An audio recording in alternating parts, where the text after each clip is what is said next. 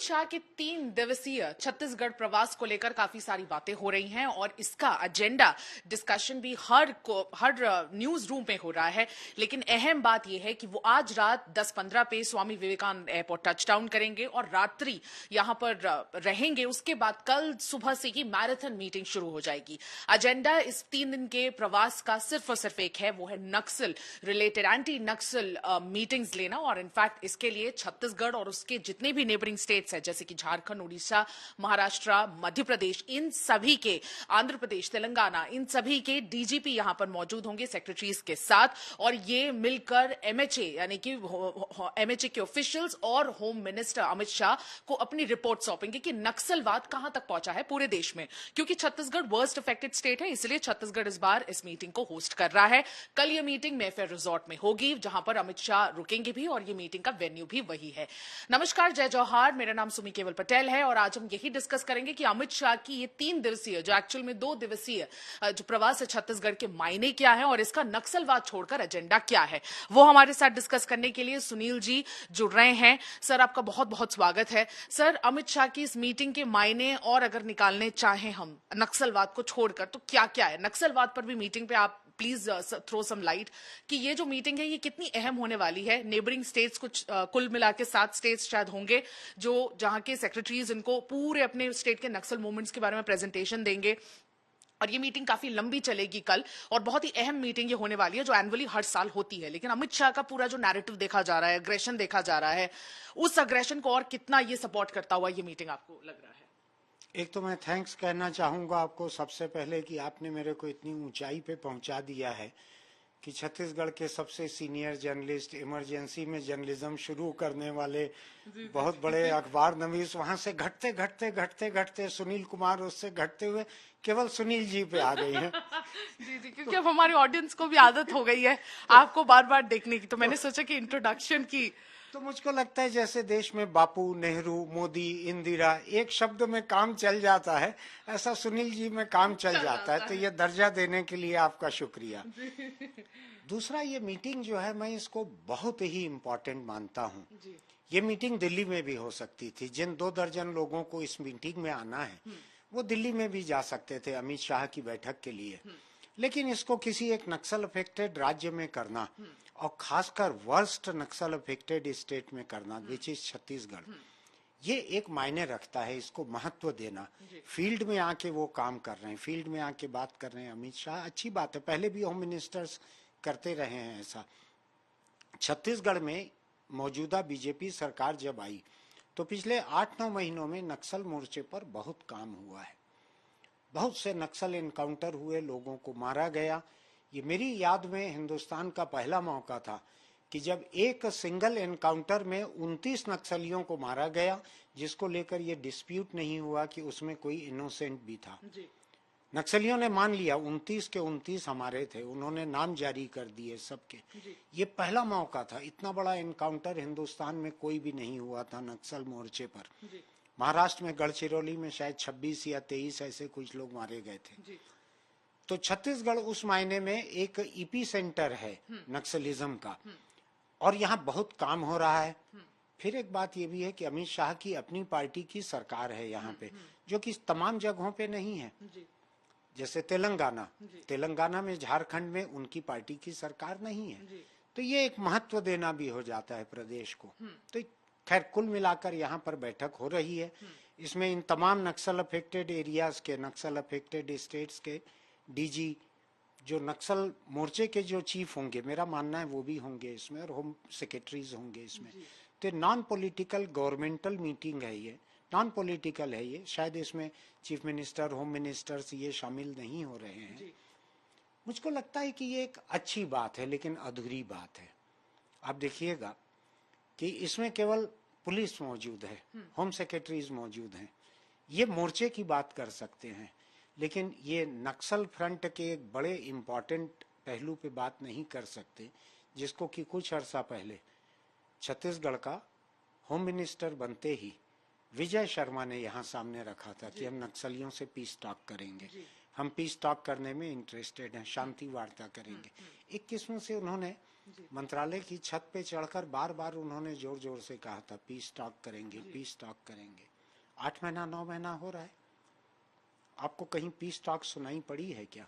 जी, ऐसी बहुत सारी कोशिशें, इंटेंशंस शो की गई हैं, स्टेटमेंट्स जैसे कि आपने कहा दी गई हैं कि पीस टॉक करेंगे, हम उस तरफ से भी लोगों के रिप्रेजेंटेटिव्स को बुलाएंगे, बड़े बड़े कमांडोज को बुलाएंगे और एटलीस्ट उनके पॉइंट ऑफ व्यू को रखने वाले किसी को बुलाकर एक टेबल पर बैठकर डिस्कशन जरूर करेंगे, ताकि इसका एक दूरभाषी, माफ कीजिएगा मुझे वर्ड अभी समझ नहीं आ रहा, एक लॉन्ग विजन के साथ काम करने के लिए विजय शर्मा ने वो इंटेंट जरूर शो किया था, वो इंटेंशन जरूर शो किया था, बट धरातल पर कहीं ना कहीं वो ट्रांसलेट होता हुआ नजर नहीं आ रहा है।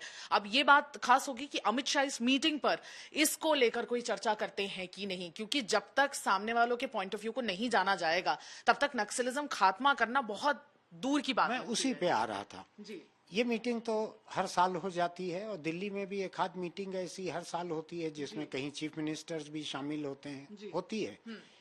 लेकिन ये मीटिंग ज्यादा सिग्निफिकेंट इसलिए है कि छत्तीसगढ़ में बीजेपी की गवर्नमेंट बनने के बाद मध्य प्रदेश में, छत्तीसगढ़ में, मेरा ख्याल है ओडिशा में, इन जगहों पे बीजेपी की गवर्नमेंट बनने के बाद में ये पहली ऐसी मीटिंग हो रही है जो केंद्रीय गृह मंत्री ले रहे हैं। नक्सल मोर्चे पे आपको मालूम ही है tens of thousands of central forces are there. इतने बीएसएफ के, सीआरपीएफ के लोग पटे हुए हैं, पूरा बस्तर में भरे हुए हैं पूरा, और बाकी स्टेट्स में भी हैं। ऐसे में सेंट्रल होम मिनिस्ट्री की एक जिम्मेदारी भी बनती है, जब उनके इतने लोग यहाँ मौजूद हैं, सिपाही सैनिक इतने हैं उनके, तो उनकी जिम्मेदारी भी बनती है कि उनकी हिफाजत की बात करें और ओवरऑल इस मोर्चे को सुलझाने की भी बात करें। मेरा इस तरह की अफवाहों पे जरा भी भरोसा नहीं है कि पुलिस के लोग, पॉलिटिशियन नक्सल समस्या को बनाए रखना चाहते हैं, चूंकि इसमें खर्च के लिए बहुत सारा पैसा आता है। मुझको नहीं लगता ऐसा। मैं चीफ मिनिस्टर, होम मिनिस्टर रहता, डीजी होम सेक्रेटरी रहता, ताबूतों को जो सलामी दी जाती है ना, दिल टूट जाता है उसमें जी। तो ऐसा नहीं है, ये अफवाह मैं डिमोलिश करना चाहता हूँ कि मेरा इनके ऊपर भरोसा नहीं है कि पॉलिटिशियंस और अफसर चाहते हैं कि ये नक्सल समस्या बनी रहे, लेकिन मुझको ऐसा नहीं लगता है। अब मैं जिस बात को छेड़ रहा था आपसे, विजय शर्मा छत्तीसगढ़ के होम मिनिस्टर, 8 महीना हो रहा है शांति वार्ता बोलते चले जा रहे हैं। मुझको हमारे यहाँ नीचे एक बाई काम करती है शांति, उसके अलावा मुझको कोई शांति वार्ता दिखी नहीं है अभी तक। कोई मुझको पहल होते नहीं दिख रही है, कोई मुझको बातचीत होते नहीं दिख रही है। मुझको लग रहा है कि अमित शाह को बात करना चाहिए इस बारे में। अमित शाह को शांति वार्ता के बारे में गंभीरता से बात करना चाहिए। मेरा तजुर्बा ये है, मैं नॉर्दर्न आयरलैंड भी गया था पॉलिटिकल अनरेस्ट को, आर्म्ड स्ट्रगल जो था उसको स्टडी करने के लिए। नॉर्थ ईस्ट भी गया हुआ हूँ मैं, कश्मीर पंजाब भी देखा हुआ है। दुनिया के इतिहास में बिना पीस टॉक के कोई आर्म्ड स्ट्रगल कभी खत्म नहीं हुआ है, ये दुनिया का इतिहास है।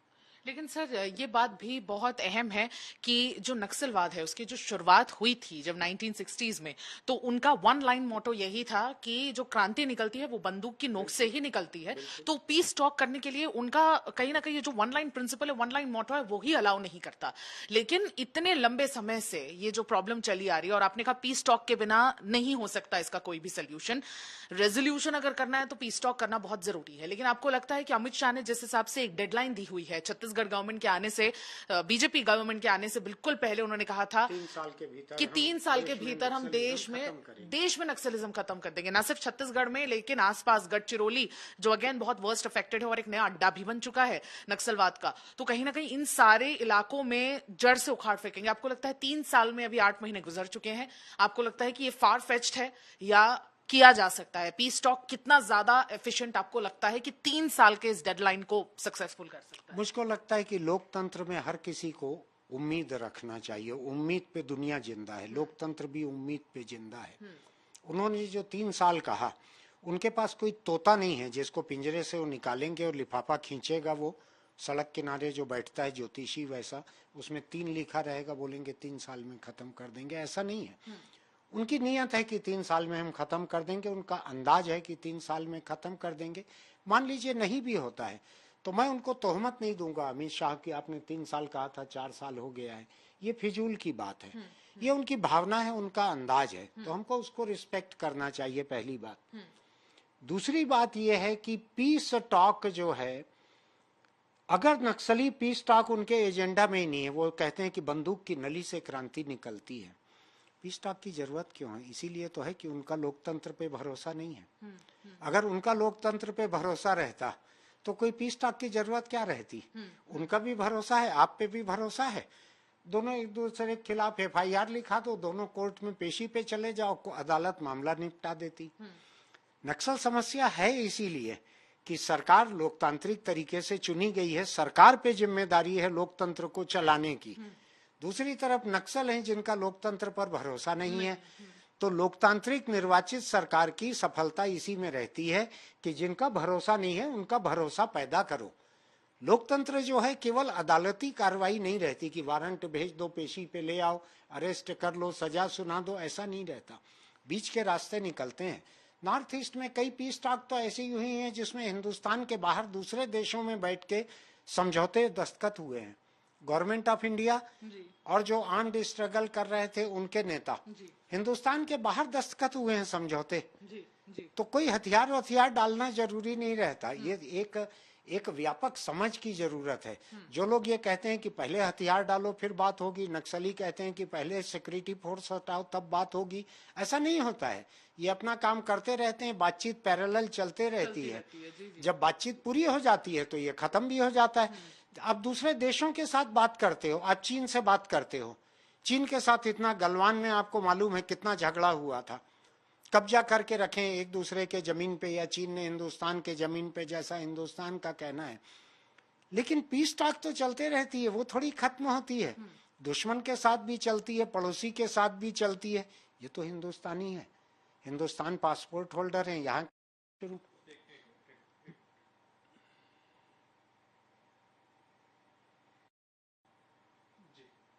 मैं हिंदुस्तानी लोकतंत्र की खूबसूरती मानता हूं कि निर्वाचित जनप्रतिनिधि जो अमित शाह की शक्ल में है, या विजय शाह, विजय शर्मा, विष्णुदेव साय, ये लोग इलेक्टेड रिप्रेजेंटेटिव्स हैं। दूसरी तरफ परमानेंट ब्यूरोक्रेसी, IAS IPS लगातार देखते हैं काम को, इनके मिले जुले फैसले होते हैं। तो ये दोनों का फायदा मिलता है इंडियन गवर्नेंस को, अगर मिले तो आइडियली मिलना चाहिए।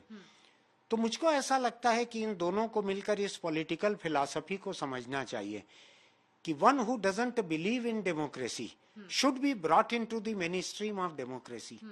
नक्सलियों को जीतना, मार के जीत नहीं रहे हो आप, मार के तो खत्म कर दे रहे हो।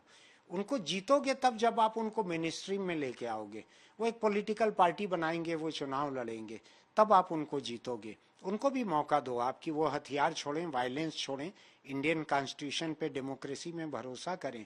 मुझको लगता है अमित शाह को इस विजिट का, इस मीटिंग का एक इस्तेमाल, चाहे उनका एजेंडा सेट हो, लेकिन मैं तो सजेस्ट करूंगा उनको एक इस्तेमाल पीस टॉक की पॉसिबिलिटीज को ढूंढने में जरूर करना चाहिए। डेफिनेटली एक सिग्निफिकेंट ये मीटिंग है, और इससे और भी सिग्निफिकेंट डिसीजन मेकिंग हो सकती है अगर पीस टॉक की बातों को आगे लेकर जाया जाए, क्योंकि बंदूक से, वायलेंस से, और कहीं ना कहीं सिक्योरिटी फोर्सेस को वहां पर लगाकर फॉर आवर सिक्योरिटी ओनली, लेकिन फिर भी बहुत ज्यादा अचीव नहीं हो पाया है अब तक अनफॉर्चुनेटली। इसलिए अब कुछ दूसरा ऑप्शन की तरफ बढ़ने की बहुत ज्यादा जरूरत है। सर, इसके अलावा भी संगठन से भी उनके, क्योंकि वो आ ही रहे हैं तो सारे बिल्कुल मीटिंग्स करके जाएंगे, गवर्नमेंट ऑफिशियल से भी मिलेंगे, यहाँ के कामकाज को भी जरा से समझ लेंगे कि 7 महीनों में छत्तीसगढ़ में एग्जैक्टली क्या हुआ है। संगठन में भी फेरबदल की बातें चल रही है, तो हो सकता है उससे रिलेटेड भी चीजें डिस्कस हो। एजेंडा एंटी नक्सल मीटिंग ही है, लेकिन कहीं ना कहीं इधर उधर की बातें भी हो ही जाएंगी अपने रिप्रेजेंटेटिव से लेटर 25 तारीख को, क्योंकि वो शाम को निकल रहे हैं, लेकिन 25 को हो सकता है ये सारे एजेंडा में बहुत कुछ डिस्कस हो जाए। आप रिपोर्टिंग करने के लिए श्रीनगर जाएंगे तो आपको रिपोर्टिंग करना है टेरर अटैक पे, लेकिन डल झील पे, शिकारा में आप थोड़ी देर घूम लें, इस पे कोई कानूनी रोक थोड़ी है। तो अमित शाह यहाँ आ रहे हैं मोटे तौर पे नक्सल फ्रंट की बैठक करने के लिए। वो कोऑपरेटिव सेक्टर की भी कोई बैठक करने वाले हैं, वो केंद्रीय सहकारिता मंत्री भी हैं शायद, वो तो उसकी भी एक बैठक करने वाले हैं, कुछ एक हाथ उद्घाटन वगैरह भी करने वाले हैं। चूंकि इस बीच में थोड़ा बहुत समय रहेगा, सुबह दोपहर शाम रात तो पार्टी के लोगों से भी मिल लेंगे, मंत्री मुख्यमंत्री से भी बात कर लेंगे, गवर्नर से बात करेंगे ही करेंगे, नए गवर्नर आए हैं। तो मुझको लगता है ये रूटीन है ये। वो यहाँ आएंगे अफसरों की बैठक पे, तो अफसरों की बैठक से निकल के सीधा दिल्ली चले जाएंगे, ऐसा कभी होता भी नहीं है। पॉलिटिशियन है, उनकी पार्टी की सरकार है यहाँ पर, वो लोगों से अपनी परफॉर्मेंस के बारे में भी पूछेंगे, कैसा काम चल रहा है, क्या दिक्कत है। 2-4 महीने के बाद में यहाँ लोकल बॉडी के चुनाव है, म्युनिसिपल और पंचायत के, तो लोगों को मोटिवेट भी कर सकते हैं कि ये देख लीजिएगा चुनाव में कोई पीछे ना रहे, ध्यान रखिएगा, नहीं तो एक एक सीट की नजर रखेंगे हम कि कहाँ पे जीते हारे। तो इस तरह की बात जो है ये रूटीन है ये, मुझको इसका बहुत सिग्निफिकेंस नहीं दिखता है। लेकिन मैं आपको बतलाऊं, मुझको एक और चीज की जरूरत लग रही है जो उनके इस मीटिंग में चाहे ना हो रही हो, लेकिन जो होना चाहिए। As a central home minister Amit Shah को पूरे देश के पुलिस से बात करना चाहिए, जो पुलिसिंग का फेलियर पूरे देश में देखने मिल रहा है। ममता के वेस्ट बंगाल में देखने मिल रहा है, छत्तीसगढ़ में जगह जगह देखने मिल रहा है, योगी के उत्तर प्रदेश में देखने मिल रहा है, तो एकनाथ शिंदे के महाराष्ट्र में देखने मिल रहा है। चारों तरफ रेप के केसेस बढ़ रहे हैं, पुलिस का रिएक्शन बहुत स्लो है, कई जगह पुलिस डिनायल मोड में रहती है, कहीं गैंग रेप हो रहा है तो पुलिस मुझको ही प्लांट करने में लगे रहती है कि महिला का चाल चलन ठीक नहीं है। मुझको लगता है कि there is something very seriously wrong with policing of this country. Amit Shah as a central home minister should look into this also. Naxal front तो इम्पोर्टेंट है, मैं उसको डिनाई नहीं करता। I do not want to overshadow this anti Naxal meeting with the general policing problem.